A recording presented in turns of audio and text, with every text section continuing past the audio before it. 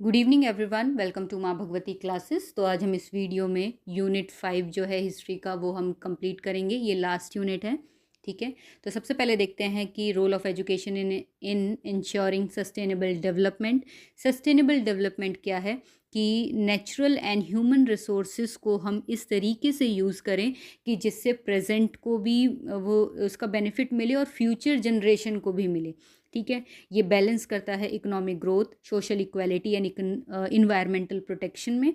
And in short, अगर in short की बात करें, शॉर्ट में अगर कहें कि सस्टेनेबल डेवलपमेंट क्या है, तो डेवलपमेंट ऐसा हो कि जो आज की नीड्स को फ्यूचर की जनरेशन को हार्म किए बिना हम आज की नीड्स को पूरा कर सकें, ताकि जो फ्यूचर जनरेशन है उनकी नीड्स को भी हम पूरा कर सकें, ठीक है, या हो सके। नेक्स्ट है meaning of education for sustainable development. तो एजुकेशन क्या करता है, पीपल को ये मतलब टीच करता है, उन्हें बताता है कि how to live responsibly and protect the environment is called education for sustainable development.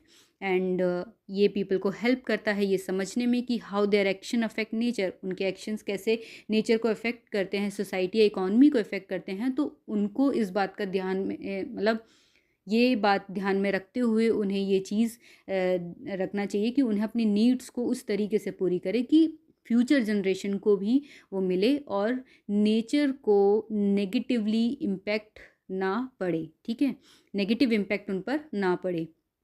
Next है role of education in sustainable development. सबसे पहला है अवेयरनेस। ये स्टूडेंट्स को बताता है कि about environmental problems like pollution, deforestation and climate change. Values and attitudes की बात करें तो ये respect for nature and saving energy and protecting biodiversity, इसके लिए इंकरेज करता है। स्किल डेवलप करता है कि जिसमें ये green jobs, waste management and renewable energy use. And responsible citizen बनाता है कि उन्हें मतलब पीपल को हेल्प करता है कि वो एक रिस्पॉन्सिबल सिटीज़न बने जो अपना भी जो who care for others and the planet, ठीक है। इकोनॉमिक ग्रोथ की बात करें तो ये नॉलेज एंड इनोवेशन को प्रमोट करता है and leading to sustainable economic development. Social equality, education for all, gender equality होनी चाहिए एंड पॉवर्टी रिडक्शन होना चाहिए, ये चीज़ बताता है एजुकेशन। नेक्स्ट हम बात करते हैं ग्लोबल गोल्स के बारे में। तो United Nations sustainable development goal 4 SDG 4 जो है वो फोकस करती है quality education for all to ensure life long learning and sustainable development, ठीक है। ये वाला बहुत इंपॉर्टेंट है। SDG 4 किससे रिलेटेड है, तो वो फोकस करता है क्वालिटी एजुकेशन पर, ठीक है। नेक्स्ट हम बात करते हैं role of international bodies in educational development. तो इंटरनेशनल ऑर्गेनाइजेशन हेल्प करती है कंट्रीज़ को, ठीक है, कि वो उनके एजुकेशन सिस्टम को इम्प्रूव करना, फंड्स प्रोवाइड करना एंड आइडियाज़ एंड टेक्नोलॉजी को शेयर करना। यूनेस्को की बात करें तो United Nation educational, scientific and cultural organization, full form है ये इसका। हेडक्वार्टर पेरिस में है, Paris France, and established 1945। Main aim है इसका एजुकेशन को प्रमोट करना, साइंस कल्चर को प्रमोट करना और कम्युनिकेशन को प्रमोट करना। वर्ल्ड वाइड की बात कर रहे हैं, ठीक है। और पीस को सपोर्ट करना, human rights and international cooperation को सपोर्ट करना। कंट्रीब्यूशन क्या है एजुकेशन में इसका, कि इसने एजुकेशन फॉर ऑल को प्रमोट किया। सस्टेनेबल डेवलपमेंट गोल जो है, जो भी हमने पढ़ा था SDG 4, and works with reduce illiteracy, teacher training को इम्प्रूव करना, करिकुलम डेवलपमेंट करना। और वर्ल्ड लिटरेसी रेट को डे को स्टार्ट किया है इसने, 8 सितंबर है। ये भी पूछ लेते हैं कि वर्ल्ड लिटरेसी डे कब है, तो 8 सितंबर। नेक्स्ट, प्रोग्राम को सपोर्ट करता है like education for girls and womens in India, और ये टेक्निकल एंड वोकेशनल एजुकेशन को प्रमोट करने में भी मदद करता है। नेक्स्ट हम बात करते हैं यूनिसेफ के बारे में। United Nations international children emergency fund, जो कि इस्टेब्लिश किया गया था 1946 में। हेडक्वार्टर इसका न्यूयॉर्क USA में है। मेन एम क्या है इसका, कि work for the protection, health, nutrition and education of children, ठीक है। ये किस पर काम करता है, चिल्ड्रन के एजुकेशन, उनके प्रोटेक्शन, उनके हेल्थ, उनके न्यूट्रिशन पे, ठीक है। इंश्योर करता है every child gate basic education and equal opportunities.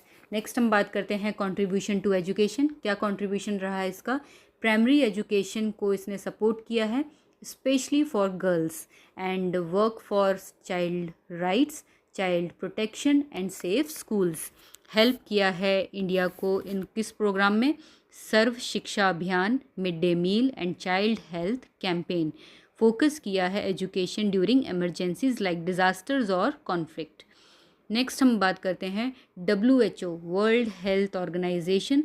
Established कब हुआ है ये? 1948 में। एंड कहाँ इसका हेडक्वार्टर है? Geneva, Switzerland. And main M क्या है इसका? ग्लोबल हेल्थ को प्रमोट करता है, डिसीज़ को कंट्रोल करता है और इम्प्रूव करता है हेल्थ केयर सिस्टम को। एंड कंट्रीब्यूशन क्या है एजुकेशन में इसका? हेल्थ एजुकेशंस को ये प्रमोट करता है। Hygiene, nutrition, vaccination and mental health इसमें आ जाते हैं। क्रिएट करता है हेल्दी स्कूल प्रोग्राम्स को एंड हेल्थ अवेयरनेस कैंपेन्स को। And work with Indian government to control malnutritions, polio and disease like कोविड-19। एम्फसाइज मीन्स इम्पोर्टेंस किस पे है, ये इसका फोकस किस पे है? Physical and mental well being of students for effective learning. Next हम बात करते हैं वर्ल्ड बैंक के बारे में, जो इस्टेब्लिश हुआ था 1944 में। हेडक्वार्टर इसका वॉशिंगटन DC USA में है। मेन एम्स जो है वो क्या है इसका? कि ये financial and technical support provide करता है डेवलपिंग कंट्रीज़ को for development projects including education. And contribution क्या है एजुकेशन में? लोन्स एंड फंड्स ये प्रोवाइड करता है school and higher education projects में and in India. And teacher training, infrastructure and ICTs में को ये सपोर्ट करता है।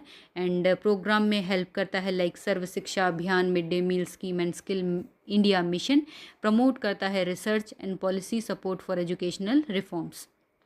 नेक्स्ट हम बात करते हैं contribution of science and technology to education. ठीक है, मीनिंग क्या है?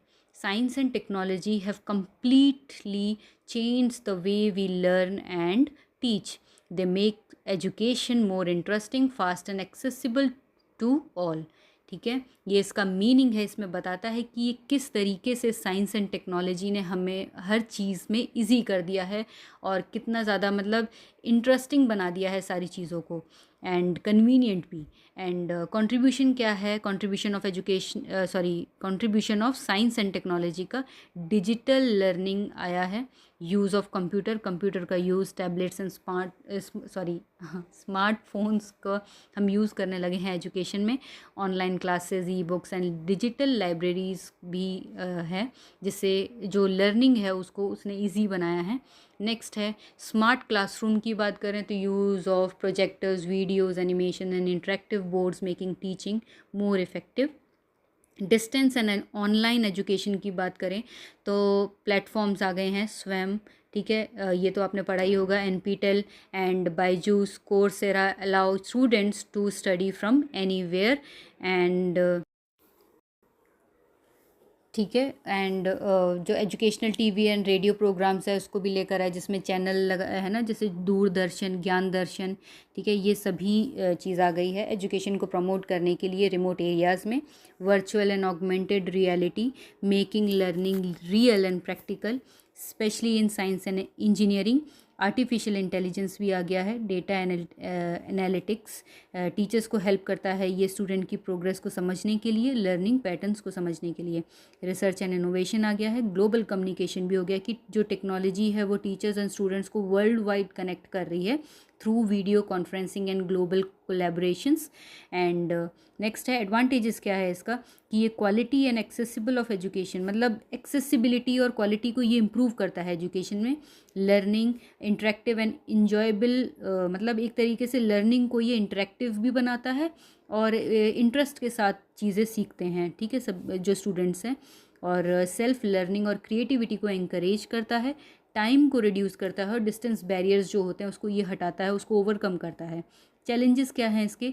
Digital divide, poor students may not afford technology and over dependence on gadgets and need for teacher training in new technologies, क्योंकि जो टीचर हैं वो इतने अपडेटेड नहीं हैं तो तब उनको ट्रेनिंग प्रोवाइड करना पड़ता है, तो उस टाइम में ये एक तरीके का चैलेंज इनका बन जाता है। तो ये था यूनिट 5 हिस्ट्री का, लास्ट यूनिट थी। और मतलब बाकी के जो सब्जेक्ट हैं वो हम अगली वीडियो में करेंगे। बाकी हिस्ट्री का जो ये है टोटल 5 यूनिट्स हैं, ये कंप्लीट हो गई हैं। And if you like my video then hit the like button, share with your friends and don't forget to subscribe my channel. Thank you.